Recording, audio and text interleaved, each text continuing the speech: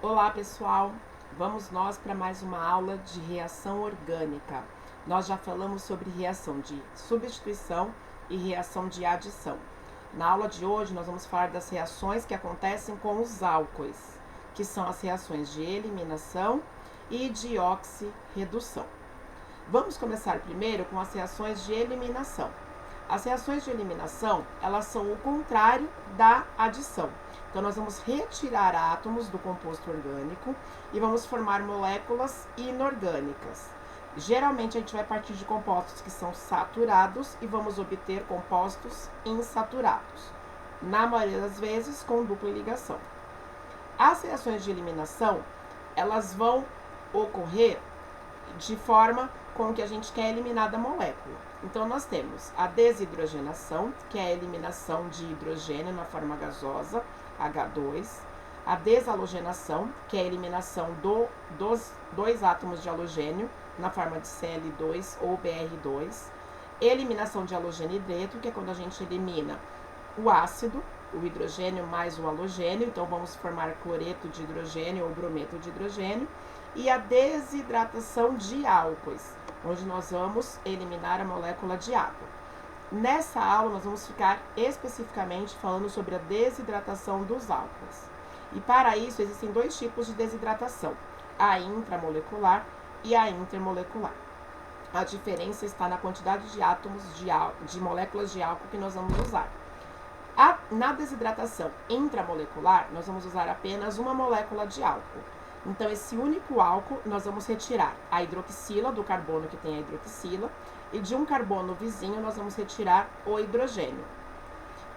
Essa reação, ela envolve só uma molécula de álcool e ocorre em temperaturas mais altas, aproximadamente 170 graus. E nós vamos formar alcenos. Uma regra que a gente tem que observar para conseguir fazer essa eliminação é a regra de Sites-F. Então, nós vamos escolher retirar o hidrogênio, preferencialmente do carbono adjacente que tiver menos hidrogênio. Isso significa que é mais fácil nós retirarmos o hidrogênio de um carbono terciário, depois de um secundário e, por último, de um carbono primário. Então, nós poderemos formar mais de um produto orgânico. Vamos ver um exemplo da desidratação intramolecular do 2-metil-3-pentanol. Observem que o carbono 3 é que contém a hidroxila. Portanto, o OH vai ter que sair e o hidrogênio que vai sair vai ser ou do carbono 2 ou do carbono 4. Observem que o carbono 4 tem 2 hidrogênios e o carbono 2 tem apenas um hidrogênio por causa da ramificação metil. Então, o produto que vai formar em maior quantidade vai ser esse do carbono número 2. Então, nós vamos retirar preferencialmente o hidrogênio do carbono 2, formando uma dupla ligação. E vamos obter como produto principal o 2-metil-2-penteno. Porém, não podemos esquecer que também podemos retirar o hidrogênio do carbono número 4. E aí nós formaremos a dupla ligação entre o carbono 3 e o 4. E esse é o produto secundário, que vai ser o 4-metil-2-penteno. Além do produto orgânico, como trata-se de uma eliminação, nós também vamos eliminar a molécula de água, por isso o nome desidratação.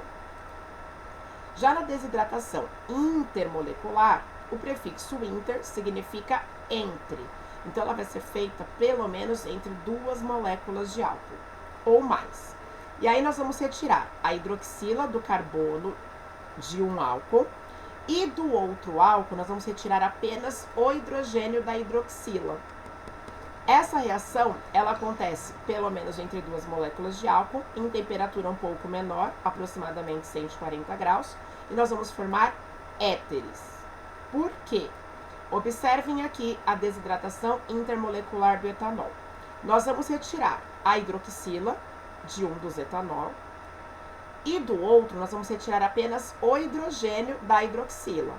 A união do H com o OH forma a água. Observem que sobrou um oxigênio e falta uma ligação para ele. Assim como no carbono do álcool também vai faltar a ligação por causa da hidroxila que saiu. Então, esse carbono vai se juntar no O e é aí que nós vamos ter a formação do éter. Nesse caso, será um éter simétrico, que é o etoxi-etano. E também vamos liberar a molécula de água. Já nas reações de oxirredução, nós vamos trabalhar com a mudança no número de oxidação de algum carbono do composto orgânico. Então, a gente tem mudança no NOx. E aí, as reações de oxirredução que nós teremos serão oxidação para álcoois primários, então nós teremos oxidação parcial e oxidação total, oxidação para álcool secundário, redução de cetonas e redução de ácidos carboxílicos ou aldeídos. Vamos falar primeiro de álcool primário. O álcool primário é aquele onde o grupo da hidroxila está no carbono número 1 e ele pode sofrer oxidação parcial ou total. Tudo vai depender do reagente inorgânico que nós vamos usar. Se for usado dicromato de potássio, que é o K2CR2O7, ocorrerá oxidação parcial. E aí nós formaremos, a partir do álcool primário, o aldeído e água, como é o caso dessa reação genérica aqui. Então, observem que nós vamos ter, para que ocorra a oxidação, a entrada de oxigênio atômico. Esse oxigênio se junta com o hidrogênio e nós vamos formar um diol. Só que o diol é instável. Então, o que vai acontecer? A hidroxila, uma hidroxila, junta com o hidrogênio e forma água. E no oxigênio que ficou sobrando, nós vamos formar dupla ligação para suprir a ligação do carbono e do O. Sendo assim, a gente forma o aldeído, que é um carbono que vai ficar na extremidade, é primário, e vamos liberar a molécula de água. Se nós utilizarmos permanganato de potássio, que é o KMnO4, nós teremos uma oxidação total. Então, o nosso álcool primário vai se transformar em ácido carboxílico. Essa reação pode se processar em 2 etapas ou numa única etapa. Aqui nós vamos ver a oxidação total do etanol. Então, observem que o etanol forma no primeiro momento o aldeído, que é o etanal, se for uma oxidação parcial, e se ele oxidar novamente, ele vai formar o ácido carboxílico, que é o ácido etanol.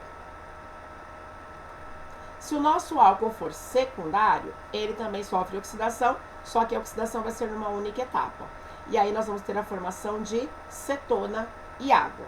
Então, observem que nós vamos formar, entra o oxigênio atômico para ligar no hidrogênio, vamos formar novamente um diol, e aí a hidroxila, uma hidroxila junta com o hidrogênio para formar água, e aí vai sobrar uma dupla ligação para fazer o grupo carbonila da cetona. Então, todo o álcool secundário vai formar cetona e liberar água. Álcoois terciários, que são aqueles que não têm hidrogênio disponível no carbono da hidroxila, não sofrem reação de oxidação. Então, nós não teremos a oxidação de álcoois terciários, porque no carbono da hidroxila não tem hidrogênio disponível. A reação de redução são o contrário da oxidação.